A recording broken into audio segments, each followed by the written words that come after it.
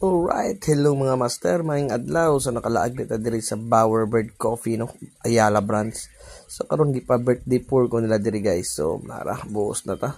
So syempre, pag uban mi ni Cyril, matik kinatong art na nga tiger kay mabini akong baby tiger. So mao ginatong ganahan balik-balikon. Pero kanilang si diri nga part kay medyo naay problema na ko ani kay wa ko kabantay sa akong cup nga baliktad day siya. Oh, so nakabantay mo ana, baliktad na siya guys. So only mga barista lang ang nakabantay ana siguro or kanang mga sige og inom og kape kay siyempre makabalo matagahata mo inom. Then napi usahay nga malimtan na nato nga maabtan na dayta og wash ani nga part. Samot na ning ani nga disgrasya. Oh, ayaw kol. Ayaw. Nayabo gid siya guys. Pero siyempre kay karaan na tata manoy gani barista manoy siya ani style na guys. So pinagbabawal na teknik chuang di ba buoy hapon ana man namtay mga masteral ginagmay nga mga limbong ba din karon ay bata diri nangita siyang ninang so naglibot-libot diri sa sulod kay abigid niya og natago-tago ay ang ninang kay nag-allergy man di ay. So mo nang kanina lang among gipangita ang isa sa pinaka-humble na barista diri sa Cagayan de Oro City. Mo ni siya si Master Champ GR Caballero, founder of Bowerbird Coffee.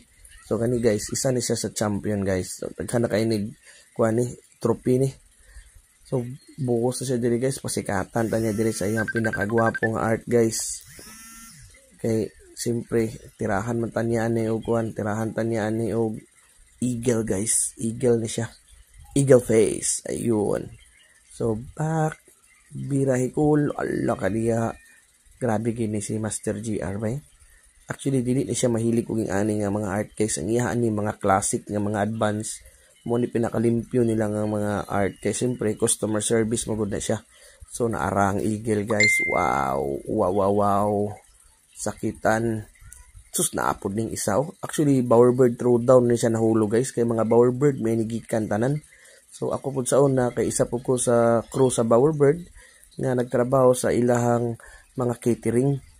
Hala ka Jun Bisandi on the mix. Tira og zebra guys, take out cup. Grabe ning bataan ni. Pero siyempre mag-refresh na siya ni tira siya heart. Karon na po tira din siya outro na po pack. Grabe Isno Rosetta pa mo. Binagid ni bay. Mo Rosetta pack. Ibo pa gigamit ni picture Pack tira na po dira. Na dragging na hala grabe gini Jun zebra sa take out cup. Grabe.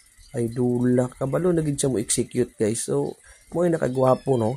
Kay ay learning ba. So, nara. Zebra na sa guys. Iyon. So, ato ipabuhos ang original zebra guys. Nara. Mo ni si Master Rimar. So, kanang among mga art dira inspired na kay Master Rimar.